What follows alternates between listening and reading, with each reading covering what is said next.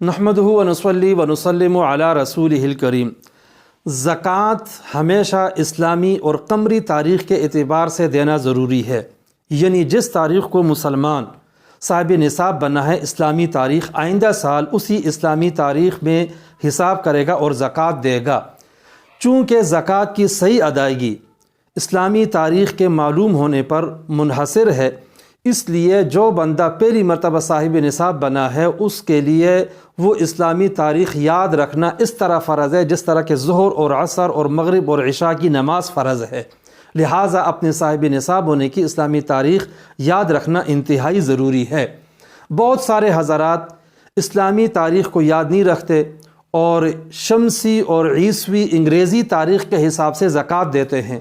ان کا اس طرح زکوٰۃ دینا ٹھیک نہیں ہے اور زکوٰۃ صحیح طور پر ادا ہی نہیں ہو سکتی۔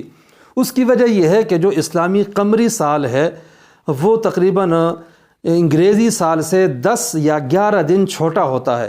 یہی وجہ ہے کہ ہر سال اسلامی تاریخ جو ہے وہ 10 دن پہلے آ جاتی ہے۔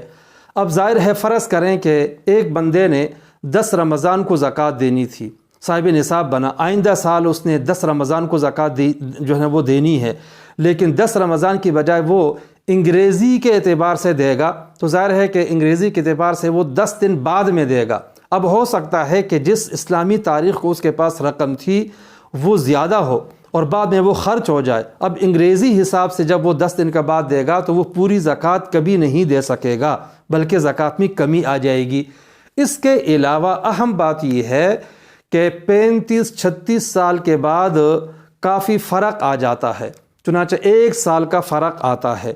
اسلامی لحاظ سے جب جو ہے وہ 36 سال بنتے ہیں، انگریزی کے اعتبار سے 35 سال بنتے ہیں۔ اب کوئی بندہ انگریزی کے حساب سے 35 سال زکوٰۃ دیتا رہا ہے تو حقیقت میں وہ 36 سال تھے، اور وہ جو 36واں سال ہے وہ کوئی ایک متعین سال نہیں ہے، بلکہ ہر سال 10-10 دن کا فرق آتا رہا ہے اور اس سے 1 سال بنا ہے۔ اب 1 سال کی زکوٰۃ اس نے ادا نہیں کی اور اس کا حساب کرنا اب ممکن بھی نہیں ہے۔ لہٰذا شرعی لحاظ سے یہ ضروری ہے کہ جو اسلامی اور قمری تاریخ ہے اس کے اعتبار سے زکوٰۃ ادا کی جائے۔